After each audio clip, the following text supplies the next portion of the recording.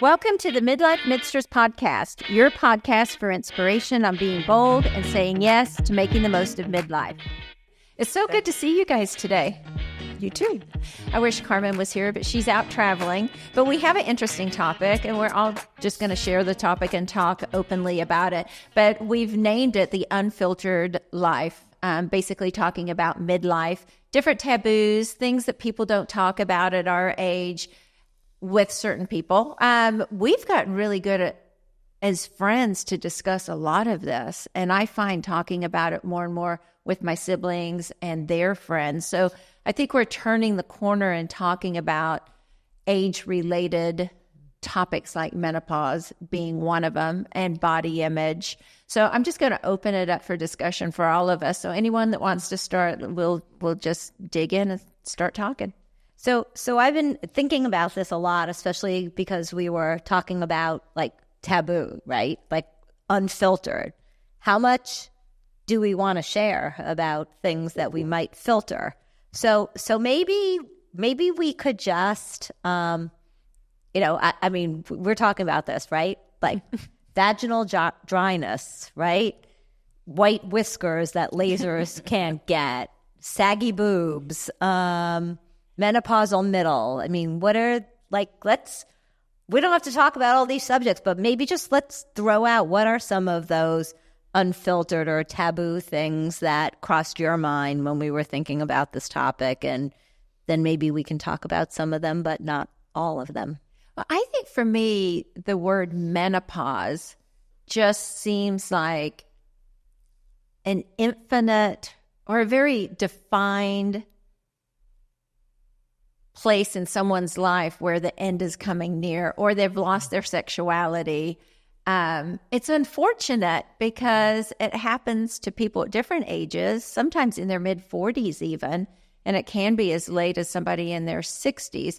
But I don't feel like it does define somebody's sexuality or the way their body might look, though it changes. I don't think it also affects who we are as people and the confidence that we have in ourselves and the way we want to enjoy and look at life. Like, I don't find it like the beginning of the end for me at all. So that word to me, well, it's just pause.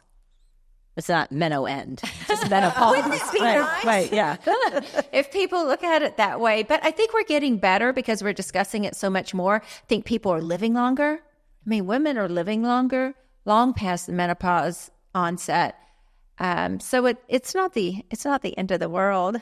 But it is a change. And I think we live in a culture that values youth and beauty.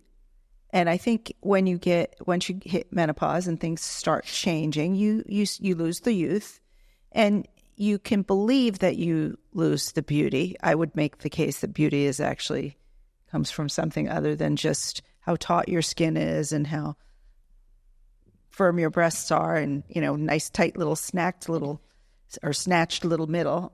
But that is the standard for beauty, and it's difficult when you start to get the middle spread and everything droops, and to look at yourself and see something beautiful.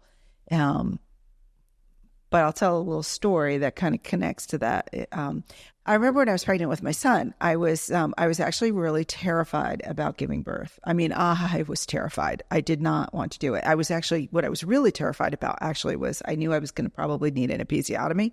And like the whole idea of that, like, freaked me out big time. And my doctor had forewarned me that was probably going to happen. And so, we were a few days before I was due, my husband and I were driving to work. We were in heavy traffic going over the 14th Street Bridge into DC. And I was having like a full-blown like panic attack, freak out moment.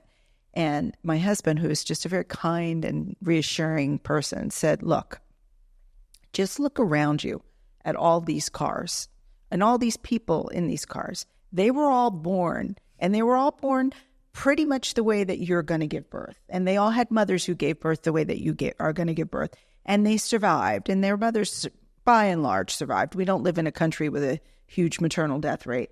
You're going to be fine. This is what happens. This is an experience that women share.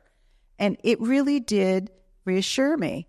And, I think we don't talk enough about sort of surviving menopause and coming out on the other side as older, more mature women, and we've survived it. And we actually, in some ways, may be happier and healthier and better. You give up something. You give up the youth and you give up the beauty, but you get something else, a different kind of beauty, and hopefully an inner youth that stays with you. I actually think, and maybe I should be able to say I feel, but it's a hard thing to say. And I remember a couple of years ago talking about saying I feel beautiful. But I think I'm more beautiful now than I was 20 or 30 or most definitely 40 years ago. I would make the case that you were beautiful at both ages. Well, thank you. But you didn't know me when I was 20. But I see your face in your daughter, who is beautiful. So yeah. I think of menopause as just the ceasing of hormones. I mean, we're aging always, before menopause and after menopause. But really, menopause, I think it gets a lot of attention. We talk about it because it does create changes. But it's just a timestamp of something that's ending. There's so much beyond it. And we're living longer. You know, longevity in women is longer. We know how to take care of ourselves in a different way. A lot of science has allowed us to do that. There's the choice of going on hormone therapy replacement as well. And that, I think that helps. But menopause to me is the ending of hormones. I don't like the word because of the interpretation of it, but you know, my hormones stopping, it's just all that is to me. Well, it's interesting you say that, because I think that's closely tied to what we identify with as women. And I think women are in culture, broadly speaking, over broad swaths of time. You know, a woman's experience is tied to the childbearing years. And so menopause marks an end of that. And, you know, you could easily see that in some cultures and in some eras of time, that's like kind of the end of your useful existence as a woman. But we don't live in that era, and we don't live in that place. And, you know, especially given the things that we've talked about in this podcast, all the things you can do as a woman who is in midlife and beyond, it doesn't have to have that huge significance that I think it may have had for other generations of women before us. That being said, it is, you know, things change. Physically, things change. I'm not as strong as I was before. I'm not as limber as I was before. I can't sit crisscross applesauce on the floor because my hips hurt. You know, thankfully, I don't have any joint issues, but I know friends who've already had joint replacements. I can't read without glasses. So there's a whole host of things that come with being older that are real. And I think it's kind of important to understand that will happen, just not to be afraid of it. Right. And I think to be proactive, right? So, you know, I have not been particularly great about taking care of my health in the going to lots of doctors and getting checkups and all of that. I you know, did my annual OBGYN, and I, you know, ate well. I ate healthy food and I tried to exercise. But I think that approaching it from that standpoint of, I'm going to get my eyes checked, I'm going to get my ears checked, I'm going to get an annual skin check of my body, like all those things are proactive ways, lifting weights, going to whatever those things are, to adjust how you're living your life, rather than feeling like you're reacting to the changes in your body. Instead, you're being proactive about how to, what you were saying, Marianne, like how to live a longer, fuller, healthier life, right? We talk about that a lot from the emotional standpoint, or what our goals are, or living boldly, right? But taking care of ourselves physically as we're aging is probably, you know, maybe the most important, or one of the most important things about being bold, right? Right. Like, and actually, it's interesting you said that, because in a prior episode where we talked about the midlife toolbox, I talked about how top of my list for my toolbox was having a good doctor to help navigate the changes of this part of life, and to kind of make sure that things are put in the right bucket. Because it's very easy to look at a woman in middle age and say, oh, you know, the fact that you can't sleep, or the fact that you're gaining weight, or the fact that you have migraines, or the fact that you have, you know, whatever. is because of menopause. You're through menopause, your body's changed, you don't have hormones. And it could be. But I want somebody who can look at it and say, but it could be something else too. Let's make sure we're really examining things and putting things in the right place. I think that's really actually important. I think the discussion with physicians as well, I have a great physician that I've had for a very long time, but we never really had the discussion of what to look for. And honestly, I've never felt my age, which is a good thing, I think, for the most part. But anyway, as long as I'm acting my age, I think I'm all right. But I remember when all of a sudden I could not read on the back of like Advil bottles, prescription bottles, and small print. I'm a nurse. Like I said, I don't really think about my age at all. And since I am in the medical field and know bad things happen, immediately I thought I had a brain tumor. I made an appointment. I went in. I told him exactly what was happening, blurred vision, sometimes double, the more I focused. And he looked at me and was like, well, you're like 47 years age. I think I was 47. Have you had your eyes checked? And I'm like, no, I've never had problems with my eyes. I've never worn glasses, needed anything. He goes, well, I think let's do that first. And so I did, and it was age related, and I needed readers. Fast forward a couple of years, still not thinking about my age, just moving on in life. All of a sudden, I started having what I thought were fevers. Like they would spike at all different times. They started, like infrequent, and then all of a sudden they were more frequent. This was all within like a week. And Dr. Google and I found something it could possibly be, which is some Middle Eastern intermittent fever disease. And I make an appointment and I go in like something is really wrong. I'm having these fevers. And he goes, well, Marianne, you're 50. And I was like, yeah. I know I shouldn't have this. I shouldn't be sick. I take care of myself. He goes, let's do some labs. And let's just check your hormones. I'm like, oh, okay, my hormones. Sure enough, my estrogen had gone from very healthy levels to nothing. And so I started bioidentical hormone therapy, which was the choice that I wanted to make at that time. So I did get rid of the hot flashes, but I didn't see it coming. And those conversations would have been wonderful. I think now with social media and a lot of celebrities talking more about this stage of life and hormones and menopause, we can educate ourselves, like you were talking, preventative in some ways, and getting ready for that stage of life. I did not do hormone replacement therapy, and I wish that I had, but I kind of fell prey to something I think that's kind of common to, I'm a little bit older than you, not much, but a little bit. Not much older than me. And I think you and I are like, but like looking at hormone replacement therapy, when I started menopause, I was very aware that in earlier generations of women who took hormone therapy, there were problems. And in particular, my aunt had taken hormones and had developed breast cancer. And I know, and I'm an educated person, I am very well aware that hormones are different now, and the mix is different, and they've kind of perfected it. But I was too afraid. I was too afraid to do it, and so I didn't. And I wish that I had. It would have alleviated some of the symptoms, and it's good for your bone health. It's good for your heart health, and also dementia. There's a wonderful study about when, interesting enough, you're talking about that, but there was a study, I think it was in Sweden, don't quote me, but it wasn't in the US, it was somewhere else, where they looked at women in dementia, and as they got older, it just went higher and higher with the dementia. And then hormone therapy did come on the scene, and all of a sudden, guess what? They saw that dementia went down.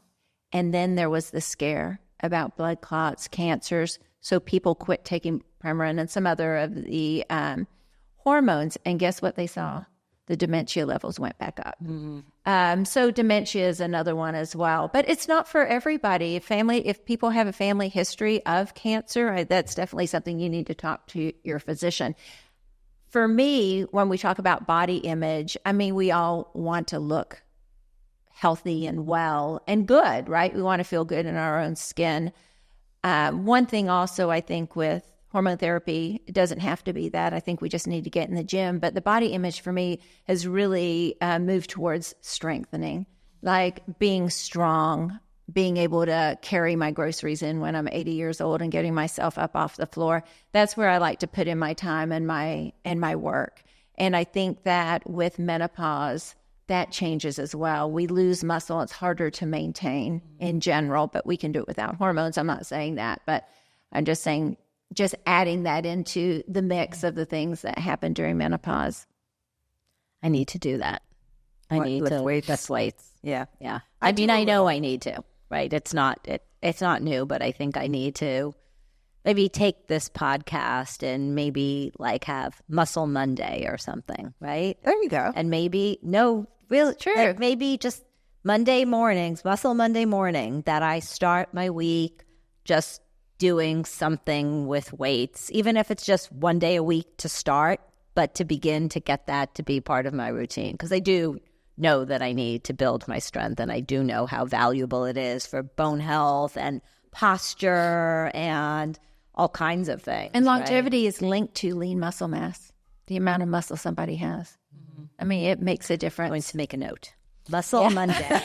Muscle Monday morning, right? Text me for and Marla. and I'll remotely lift with you. Muscle Monday morning. There Wow, you go. Major alliteration there. Okay. But body image is an interesting one, and a lot of it does happen because of what happens with our hormones. But as we get older, too, our metabolism changes. Yeah. And so we do put on more fat, more weight in general.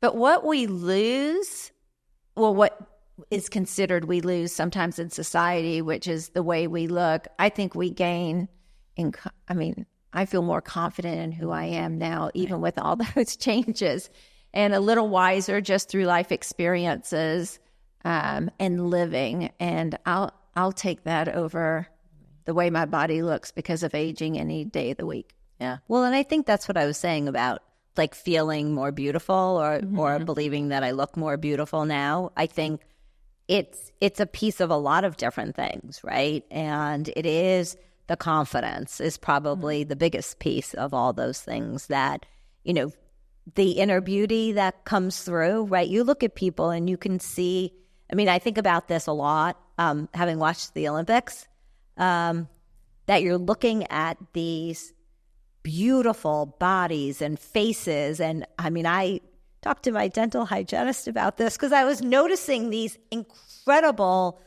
toothy, like perfect white teeth, beautiful smiles that like so many people had. Maybe not from every country, but probably, the U.S. a lot.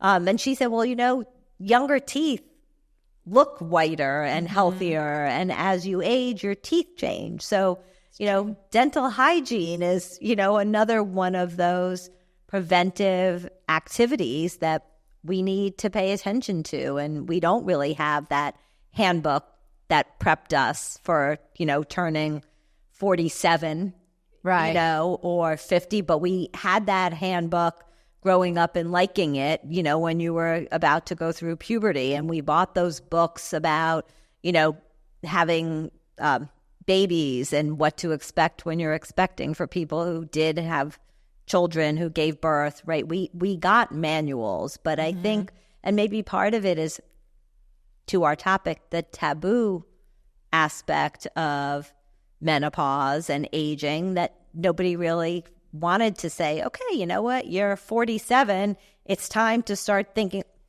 I'm 47, why do I need to start thinking about aging, right? You wouldn't, right? That's why you thought something else was wrong with you. Right. And so, as you're talking, I'm kind of having an epiphany moment. Yeah. Because I do think that there are people who have said, like, for me, a decade or so ago, floss your teeth, right?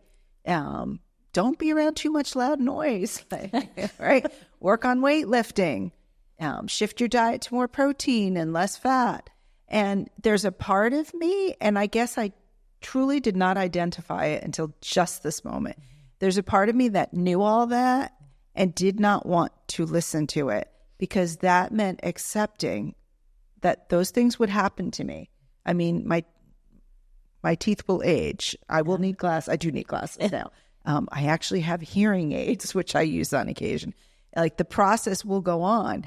And maybe there are people out there that are like me, because I'm beginning to realize that maybe I resist doing some of the things that I know are good for me, because it means accepting that I need to do them because I will get older. Right. And you really can't stop the clock. Like it's going to keep going. So you might as well slow it down. Well, accept where you're going to be and try to do the best you can so that, you can still run with it. Society talks a lot about how to stay youthful, which we all want to because it means that you have a long life in front of you for the most part. But when I think about youthful and the things that I would want from my youth at my age now, it's that spirit of wanting of being curious, the spirit of wanting to experience things. It's those things. So it's not so much, of course, I care about the way I look. I'm not saying that I don't. We all do. But when I think of youthful, I think of the spirit more than the way youthful people look on the outside, women in general. I think it's an inside job. I think we could do a lot with menopause moving forward or stages in our life because it is an inside job. I think if we can stay curious, if we can stay interested, those are two really important things. And active. And physical, right? I was going to say. The movement active piece is you want to be able to be 80 and walk to the grocery store. You want to be able to, even if you can't do crisscross applesauce, you want to be able to easily get in and out of cars and up and down stairs. And well, those are the things. I mean, active, curious, all those are the things that I miss from being youthful. It's not really the way I look. I also think there's a piece of it too, which is the mental acuity. Yeah, that's an important piece. And I actually do find that I don't remember things as well as I used to. I used to have everyone that I knew whose phone number I ever called, I had memorized. I knew phone numbers too. Like so many. Yeah. Now you don't. We don't have to. Need to. Right? But I remember the ones from my friends from fourth grade. Yep. Oh yeah. They stay in there. They're imprinted. But like all kinds of information. Like I didn't keep a calendar. I knew what we were supposed to be when and what time and in what place. And now I can't remember any of that. And I can't remember people's names anymore. Like if I haven't seen somebody, like not a friend, obviously, but an acquaintance for a while, or people at work, I sometimes forget. Like I know who they are. I just can't pull the name out of my data bank. So I've really been trying to be thoughtful about that and work on that. And I do Duolingo, and I also take actually in-person language classes now. I take an Italian course every week with a friend. And I do crossword puzzles and try to do things to sort of keep my mental acuity going. I also rely heavily on my phone for the part that I can't remember, which is the calendar stuff and, phone numbers. It's all in there, which is very helpful. But that part changes. My book group read this book a number of years ago called The Middle-Aged Brain. And your brain does change over time. And there are, we learned about this, I think, when we were probably in high school. Short-term versus long-term memory, right? So you lose your short-term memory. You have less short-term memory as you get older, and your long-term memory is better. Yeah, really helpful. Yeah, no. So, and then we start relying on technology, right? Instead of trying to do that recall, right? So I think, your point about flexing those mental muscles, not just on Mondays, we'll flex the mental muscles every day. But that does keep you more. It's a preventative measure for the worsening or disease processes that deal with memory later on. Right. A lot of what we're talking about, there are a lot of things we can do now to slow down or maybe not have in the future as well, which is nice. But there is a limit. So even though I am doing things to try to maintain my mental health and my intellectual health, if you will, I find now I've become sort of a curmudgeonly older person that looks at some of the technology and I'm just done. I'm like, I am so done. When I started work in I started working with the Department of Justice in 1991, and we were the first group of new attorneys that came in that were given our own personal computers. And we just thought we were the shit. And I think they ran off what was the original operating system, MS-DOS. I was actually pretty good. I understood MS-DOS. I could deal with there were glitches on the computer. Bring it to me. I'll get your document going, right? And, and then slowly things began to be automated. When I started, we used to do, when you did legal research, you did it in the library in a hard book. Mm-hmm. And then it became online. There was Westlaw, Lexis. And, I was pretty good at being able to search on those engines. Now, the technology is changing all the time, and I just no longer wish to keep up. I'm not saying that I can't, but much as I do want to kind of, maintain my mental muscle, I just have a limit for what tasks I can put it to. So we've had, in the past few years, we've had 3 or 4 different software rollouts for, processing documents. And the first one I learned, I was pretty good. Second one, I got so.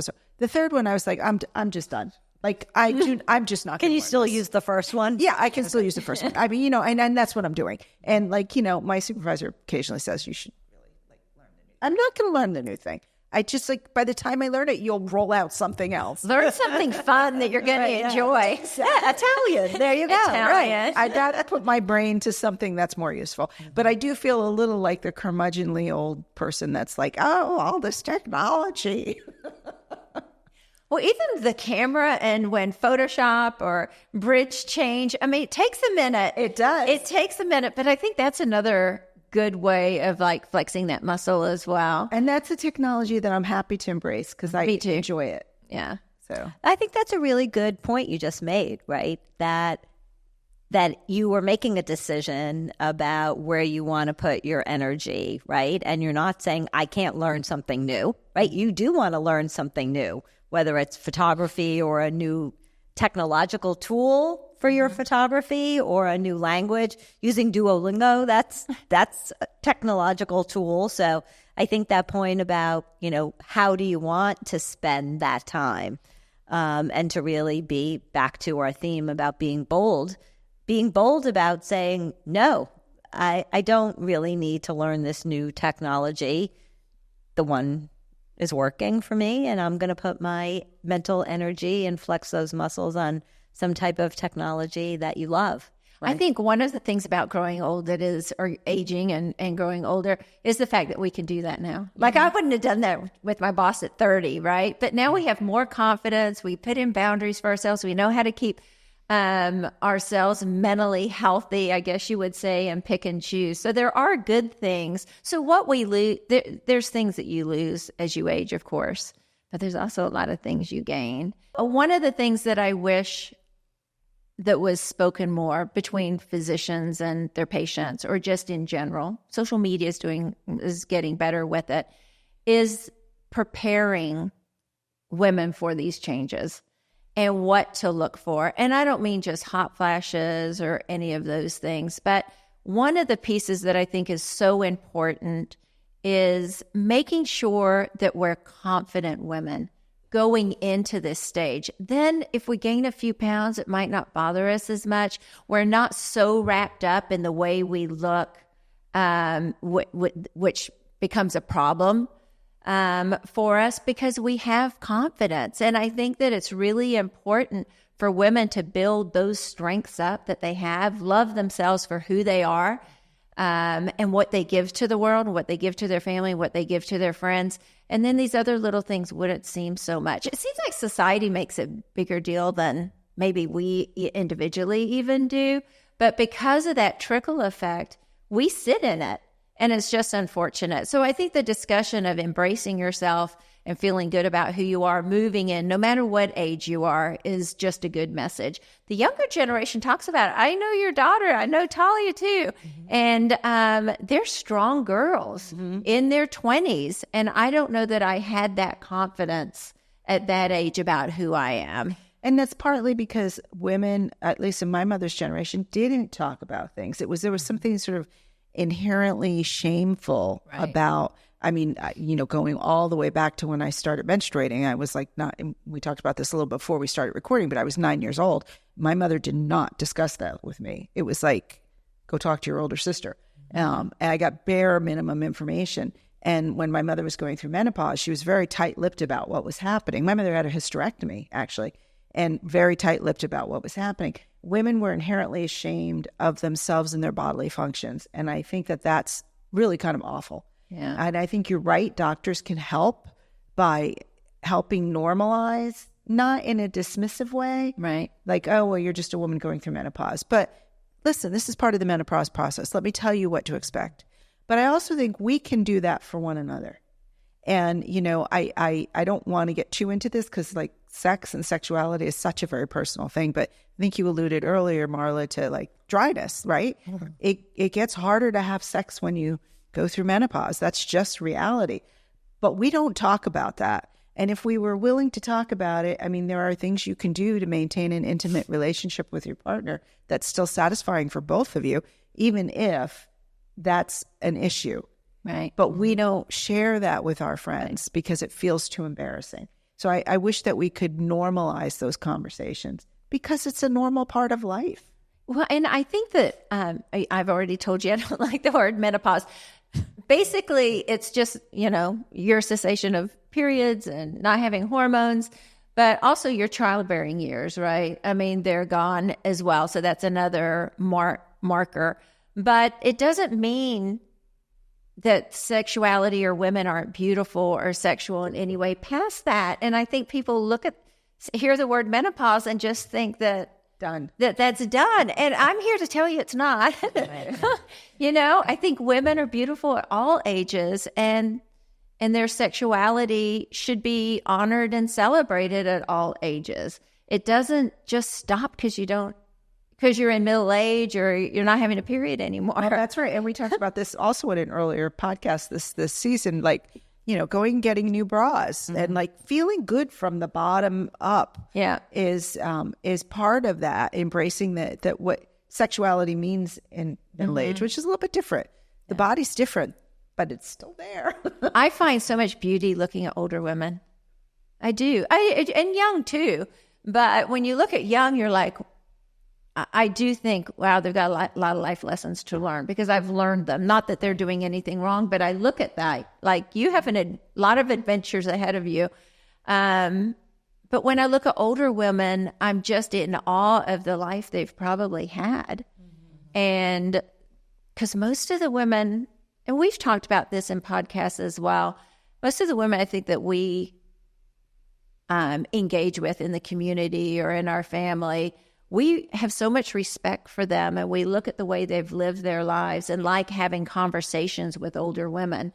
I like having conversations with all ages of women, as do both of you, but you talk about it quite a bit, having friends of all ages, because it brings something else to the table. But I look at older women and I just see beauty. And I think a lot of it is that inside job of they just seem so confident and wise, many of them.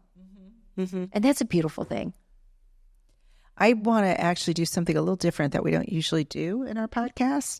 And before we wrap up our conversation, I thought maybe we would ask our wonderful tech person, Liz, who our audience never gets to see or hear from, but who has listened to us. What do you think, Liz? You have questions about midlife? Well, I've not really thought about it until today. I am 40, about to be 41 in 2 weeks. And I guess it's going to happen to me too. So what is the overall process like? How long does it take? What can I look forward to after you go through it? Is there any hope for me? I think it varies. Is there any hope for you? There's hope. Lots of hope.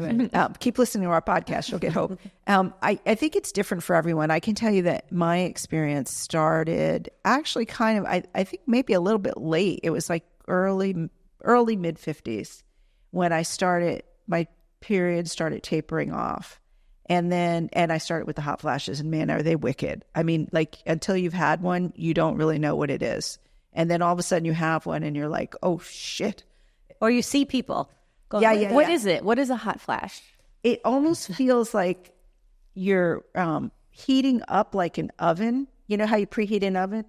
Like you're preheating an oven from the inside 350 out. degrees. Yeah. You know how I would describe it? It just gets really hot and you start to flush. Right. Okay. That's how I would describe it. Like if you've ever been like so embarrassed that your whole body, like Yes. Oh my God, it was one of those books. Was my face red? There was a section of a book. Oh my God. No, not a book, a little magazine I read. I'm having all these like long-term memories are coming back to me. It was like, boy, was my face red. But anyway, so like some people are blushers, right? And so how your body feels when you're starting to feel blushed and embarrassed.